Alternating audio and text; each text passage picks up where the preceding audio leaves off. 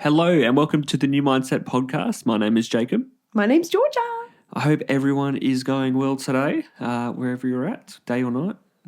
That reminds me of that song, Day or Night. The Drake song. No. Not Drake? No? Yeah. I don't know what you're talking about. Oh, well, you're just not cool. Okay. How's everyone going? You going good? Yep, you are. Georgia, how are you going? Yeah, I'm great. We just recorded an episode. We're doing a second one. Yep. Back to back. Well, this one's because we'll be away for a few weeks, so get one recorded. Yeah, getting ahead of ourselves, which is good. Which is good. Yes. How am I going, you ask? Yeah, how are you going? I'm going to be honest again. I was honest the last episode. I'm going to be honest again. I'm tired because of exposure therapy. The other podcast were recorded just then, which is going to be released while we're in Japan for a few weeks. So, but we tried to start that one 3 or 4 times, but Winston was really speaky, so we had to stop it, which was frustrating. He was barking. Georgia was you were anxious for this episode. Yeah, which is odd. So we avoided this one for 20 minutes. So hope you had a 20 minute. Recorded another one. We recorded my one, my exposure therapy one. Now we're back. Now we're back. With my anxious topic. With your anxious. So what is, what's today's topic about, you ask? I believe you did. It's, you've picked It's Okay to Be Loud. Yeah. And I think this is going to be an awesome topic because you're a loud person, extrovert, and I'm not really an extrovert, but I'm going to fake it till I make it and be one on this episode. Yeah, good on you. But yeah, no, I'm keen to hear what you think of the word loud. What do you mean by loud? I guess I just wanted to give a little shout out to all those people who, are extroverted, are larger than life, have big energy, big smiles, big laughter. They take up a lot of space in a room, but not in an arrogant way. And just say, hey, it's actually okay to be that way. I think that there's a lot of instances where we're told to be duller or quieter or be softer, softer spoken. Where are those instances? Like, for example, the example that comes to mind is when I was at university, I did both business and drama, and I felt as though that I was too businessy for my drama people and I was too drama for my business people. So I actually never found too many great friends in university that stuck around. Like I had great connections in my classes, but I was too loud in different aspects. And this is when I was still, trying to feel comfortable and be confident in my own skin, which I feel like I am now, or at least I'm getting there. I'm in the journey. I'm in the trenches. So, it's for those people who, just need to hear it's okay to be that bold, expressive version of yourself. As long as that's authentically you, then good on you. Yeah, definitely. Like, if you're, swung toward that extroverted side, then embrace it because, introverts will embrace introverts and their introvert ways. But it's weird because being an introvert, I sort of look up to, extroverted people. I'm like, damn, you're lucky. Like, you're lucky to be able to express yourself that freely. Like, I do, but it takes a lot of energy and a lot of pushback from myself. But what do you reckon about that? Like, do you ever look at an introverted person and be like, I wish I was like that? Yeah, I think probably sometimes I feel as though the introverts don't have the pressure that an extroverted person has, or at least this is just my thoughts and my feelings, is that, okay, I'm perceived to be an extroverted, loud person, so geez, I better show up as this way. Yep. There's that little bit of additional pressure. Same example as my university days. I was part of this business committee and I was always the girl who did the group get to know yous and energy starters, and that was kind of the only category that I was put in. I wasn't, because of my loud extrovert personality, it was overshone by the intelligence that I kind of actually brought to the conversation. It was like, oh no, Georgia's the loud one, so she'll just do the activities and then leave all the business conversations up to us. Like sometimes being introverted and being more softer spoken, it might be easier to be seen as intelligent maybe. Sometimes those loudest people taken as, okay, you've got to be loud to make up for the lack of smarts. Yeah. But that's not the case. No. In every instance. It is true, though. Like, yeah, I know that you've come home and it's like, you've been a little upset because, yeah, some people don't think of you because you're like, you're smart. But. Thanks. Well, you are. Like, yeah, you are. Not as smart as me, but. No, not by any stretch. I'm joking. You bloody smashed me in school and uni. But, Distinction. Oh, distinctions, yeah. Yeah. Lucky. Not lucky, you worked hard.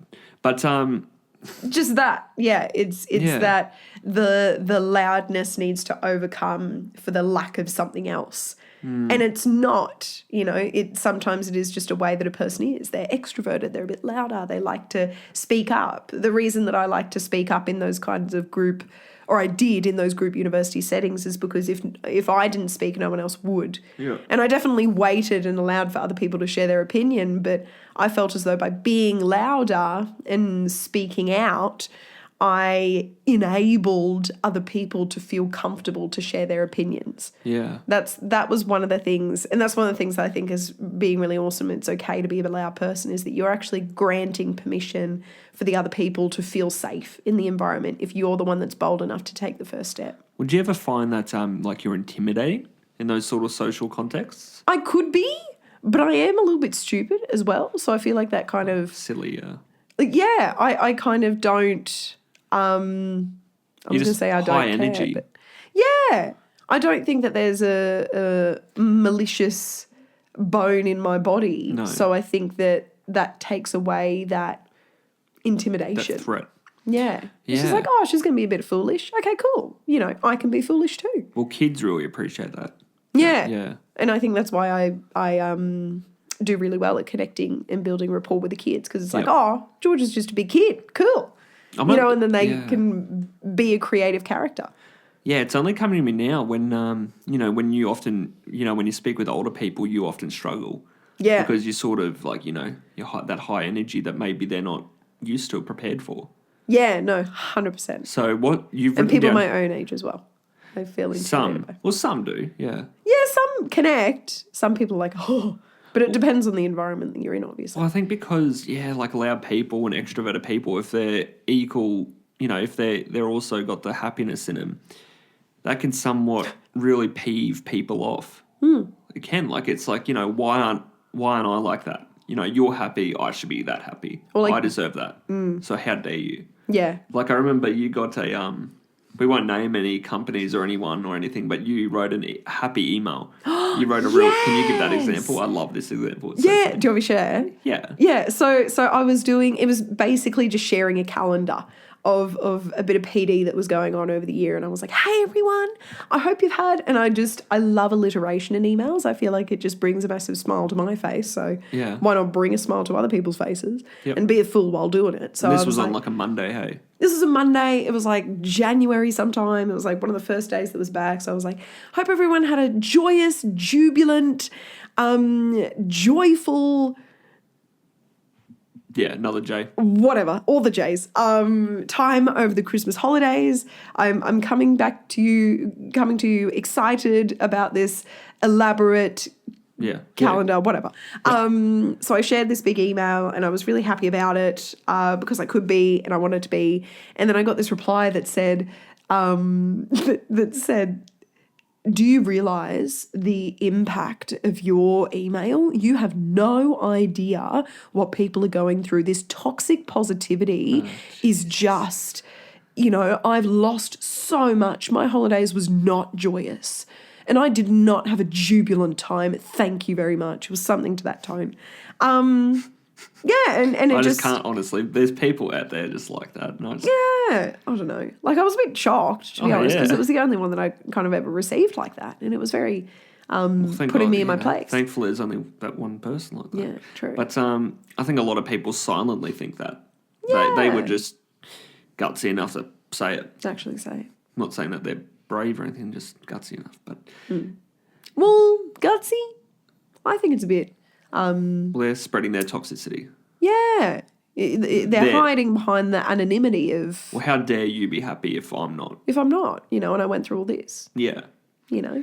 Yeah. Well, that's what social media is. Like, you look at a positive post and there's people on there. Like I see a positive post about a celebrity and it's good news. Like they've just had a baby and people are like, you're having a baby and I can barely afford to feed my kids. It's like, well, that's your job. That's your fault. Yeah. This person's allowed to have a baby and it's being reported because they're a celebrity. So you don't have to read the article. Yeah. You could have worked while you're reading the article and made more money for your kid. Yeah. You chose to, you know what I mean? Just people just love to be negative. Anyway, that's another episode. But you've written here, is being loud classified as too much? Yeah, I think that kind of came on the thought that I initially had when talking about this episode of a lot of the times when we're nice and loud and expressive and energetic, it can come across as being too much. And there's this whole piece, I think, out there that a lot of girls especially, only I'm speaking from the opinion of a girl, that you can be too expressive, too loud, too bossy, too emotional, being too much. Yeah. But I think that it is quite courageous to be able to step into how it is that you're feeling, wanting to be and wanting to live in that bold, loud, expressive way. Like, that's really cool. Why are we shutting that down and putting that under a box of being too much? Well, we don't like politics, but politics and psychology sort of go together a little bit, But I think women have sort of had that role for how many years, hundreds of years, and it's sort of been broken in the last 20 to 30 years. And I think, you reckon that's where, you're being too much as a girl right now. You're stepping outside of that old-fashioned box that people put you in. Do you think that could be it? Like, we see the role of a female as, in the old, I'm talking 1900s here. Yeah. Early 1900s where, you were the cook, you were the cook, you looked after the kids. But now it's like, you're allowed to have a career and we want to embrace that. And we want you to be this and this. And it's like, and you are that now. You're happy and you're extroverted. But then you get kicked in the guts when it's like, no, now you're being too much. Yeah. Calm down. You're being too much now. Yeah. You know what I mean? Yeah. I think it's I don't know, it comes from a place of someone else feeling as though that there isn't enough room for them if you're being this way, which is kind of what you were saying before. How dare you be happy if I'm sad? I'll tell you, the perfect place you see that is a job interview. In a group job interview when you got people that are just trying to be extroverted and they're not. And they're just being, real toxic with this they're just taking up this big space of volume and speech. And that's the toxic, loudness that we're trying to say, you're not this. Yeah. But people will put you in that box if you let them. Yeah, that's so true. Yeah. And I think that comes from that, that those people that feel as though that there are others that are too much in this world are coming from a space, as I said before, that there isn't enough space in this world for us all to be our fullest versions of ourselves. Yep. There's only enough space for some people to be happy, some people to be wealthy, some people to be expressive, some people to be authentic. Yeah. But in reality, that's kind of a scarcity mindset, and I'd love to talk about scarcity and growth in episode coming up. Yeah. But the growth perspective is no, we can all exist as our full versions in this life. Yeah. We don't have to have this or that, him or her, loud or soft. Everyone can be their own version of themselves. Yeah, it just comes to it. It always like if I don't have this car, I want that car. Yeah. I don't have this PlayStation, I want that PlayStation because I'm not happy with my one.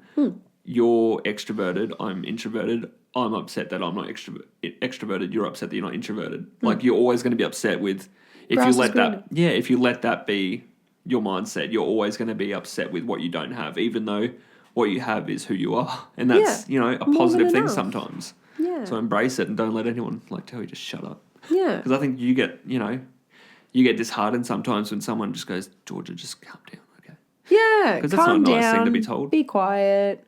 You know, you're just a little too much there. Yeah. Or like your outfit, bit loud. Yeah. Like, well, you can shove my colours where the sun don't shine. Yeah. But that's how I express, and that's how I show up every day as my lovely, loud, bold version, and that's how I want to be. So, well, I feel as though kids, we have that mentality of like, I'm happy, I want to talk to everyone, I want to be loud, I want to wear pink, I want to wear blue, I want to wear all the bright colours. Yeah. And then, we get to bloody 30 and it's like, I'm going to wear jeans, grey jeans and a white shirt because I don't want to be expressive at all. Yeah. Man, that's Or even sad. that happens even earlier, I reckon. Yeah, definitely. You know, it comes earlier. in at the teens to be like, oh my goodness, how do I need to express to, fit in with everyone else? And I think that's where that whole, there's only some people that can fit into that space of being true to themselves. Yeah. As teenagers, it's perceived that not every single teenager can be their own full version of themselves. Yeah. There's only enough space for the cool kids and enough space for the others. Categories, yeah. Yeah. Now, is being arrogant, like, have you found this to be the case? I know you touched on it earlier, but is being arrogant and loud sort of conjoined, or is there a space for both to be separate? Separate, Yeah. for sure. They're not the same. I don't think that being loud and being arrogant. I think arrogance comes from the desire or this materialistic view of significance. So arrogance is look at me and look at all that I have, look at what I own and look at the status that I possess. Yep. Whereas beautiful, authentic loudness comes from this intrinsic self-belief without needing that validation of external possessions. Yep. So it's almost like this light is shining out from inside this person. Whereas arrogance is sort of sucking is the light in. Sucking the light in, or the light is coming from the blingy blings that the person is wearing, rather than like the actual soul of the person is the light. Yeah, good. I like like spiritual, but that's the image that I have. Yeah, that's fine. Yeah. I think you're right. I think people, like we said before, people are just threatened and jealous by someone who is, like you and extroverted and loud and happy. It's like, well, no, life isn't like that. It can't be. You must be arrogant and faking this. Yeah. Yeah. I don't have that, so it mustn't be authentic. But it's just rare to be extroverted, happy, and authentic. It is rare. You're a rare Pokemon. Reasons it's okay to be loud. You've touched on a few. I don't know if you've touched on them all that you've written down, but... Yeah, I guess I just wanted to make sure that I pinpointed these few things. I kind of went into the headspace of, look, if I was 13 and starting to really own my confidence, I would have loved to have heard these things back then. Yeah, let's hear them. So my first one was it's okay to take up space. I heard this thing about everyone on a soul level is equal. So everyone deserves to take up that space and shine bright. My second one was by being bold, courageous, and confident in your self-expression, you have no idea who it is that you are inspiring to do the same. Yep, I like that one. Yeah. 3, your optimism may... Sorry, just on that last one you said, that could be a parent inspiring their kid. 100%. Or that kid inspiring their younger sibling. Yeah. Yeah. Yeah. I like inspiring that one. Friends, inspiring teachers, inspiring everyone. Nice. Yeah. Number 3, your optimism may just be what someone needs to brighten up their day. Mm-hmm. Yep. And then you often do that on a phone. Yeah. I honestly, the way that I kind of show up in that way is just good morning. Or even when we go through a drive-through. Even when we go through a drive-through, like a Macca's drive-through, you can, or Starbucks, you normally brighten up whoever serves you. Yeah, I've got a few freebies before because of that's incentive. Oh, yes. But yeah, I remember I did that once at a local coffee shop and, they put like little brownies on top of the coffees and I was like, how are you today? I was just like, oh, no one's actually asked me that today. And that was just, just being kind. Yep. And she gave me a free brownie, so that was nice. How good. That was instant karma. In the good kind. 4, the fact that you have found and accessed your sparkle is more than enough reason to shine it daily. What do you mean by that? I wanted to clarify. It takes a lot, as we know, on this kind of, we're on our respective journeys of discovery through anxiety, discovery through confidence, but it takes a lot to really understand yourself. So, and I think a lot of people aspire to find their true expression of themselves and when they feel the most content and the most happy. And the fact that you've accessed that part of you at whatever stage of life you're at, if you're, a young child, teenager, young adult, elderly, why do we dull it to make other people who say that we need to be quieter, that we're too loud, so shush, to calm down? Why are we allowing those light dimmers to dim the light that we've worked for so tirelessly to access? And honestly, I know Does that make sense? Yeah, and we haven't written this down at all, so this is going to be off the cuff for you. But I honestly feel that the biggest people are to do this. Obviously, parents. Like, if, you've got to be really careful as a parent, because we're not parents. But if we were, like, a child being loud and overwhelming, I know I could have the reaction of, "Oi, just please calm down, just settle." And that could be one of the worst things you could say in that moment. But I think another one is teachers at school, because teachers are looking after 30 kids, and let's say 20, let's just say half of them are introvert, half of them extrovert. Keeping those extroverted kids in line can be really tough. But that's what we're sort of trying to fight here. We want people to be expressive and happy and loud within reason. They can't disturb the classroom. Oh, of course. Yeah. I think it's about rechanneling that energy. If it is an exam or a test or something, and you actually do need quiet, obviously we don't want all of our loud people to be yelling at the top note. Yeah. But it's about channeling that energy and somehow, like, okay, that's amazing energy that you're bringing. Can you bring that as a beautiful audience member and listen to the other student who's doing their presentation? Yeah. It's just reframing that energy that they're giving out into the world. We don't want to dull it, because otherwise you have no idea how many layers of I don't know, I guess just layers will be put over the top of that light. Well, if it happens repeatedly, difficult it might be to unpack it again. If it happens repeatedly from the one teacher, another teacher could be doing it, and then, they've got a parent at home that says the same thing. Yeah. And, by the time they're 13, they're this sad... Yeah, they've had so many layers of the onion tell them to be quiet and quiet and quiet and quiet and quiet. Whereas you got to... Like, it'll take a while to unpack all of that. So rather than shut it all down... Yeah, we want to teach the actual parent in the kid that, we can't change everyone, but you can look after yourself and be like, I'm okay the way I am. Yeah. I'm good. Don't you stress, teacher. Yeah. I'm good. I like that. So, yeah, because we can't tell every bloody teacher to settle down. Like, No. pull them in, like, you can't do that with anyone, but with any profession, but you can look after that one person and their family and really bring out the light in someone. Yeah. It could have been easy for you to be negative now, because you would have been, you were always like this at school, I imagine, in primary school. And through drama, you've always been very expressive. Yeah. But it could have been easy for you to just get put in like a shoebox and say, you can't be like this, you can't be like this, you can't be like this. But I think drama really helped you. For sure. Get you out of that and get you confident and expressive. And yeah, that's why I'm such a big advocate for it. Big advocate. Yeah. How does someone find that sparkle? Like, if there's a parent out there that has a kid that they can see that they relate to this podcast episode, or if the parent themselves, wants to, channel that in a kid again. Yeah, that kind of sparkle that I'm looking at is almost like replicating this childlike wonder is what I really see. And so I would recommend and encourage you to engage in activities that help you explore that childlike wonder. And it doesn't have to be anything too crazy. For me, that's looking at sunsets and sunrises, because, the sun is just a massive star, and the fact that we exist in the same universe as this massive star that is like this big balling gas bubble, I don't know, that just creates this sense of wonder and awe in me. Yep. If space is another thing that's kind of your jam, maybe looking through a telescope and seeing all the stars, or driving somewhere where you can see the stars a bit clearer than polluted skies, if that's something that's accessible to you. So that kind of brings out that wonder and that awe. Seeing that we're part of something bigger than ourselves is accessing that feeling of awe.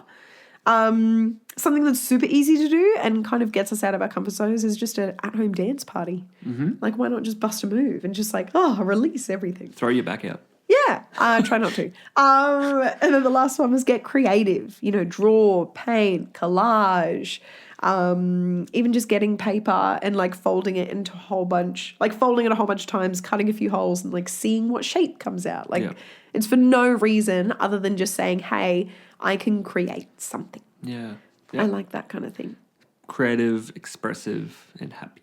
Yeah, and it doesn't have to, and I think just on that, it doesn't have to look amazing and it doesn't have to be a phenomenal end result. Being creative is about the process of having nothing, having a blank slate, piece of paper, iPad, Canvas, if you use an iPad for drawing, and putting something on it. You know, that's the process of creating. It doesn't have to be a pretty picture at the end of the day. I like it. So just engaging in that, I think, will help you activate that childlike wonder. I like it.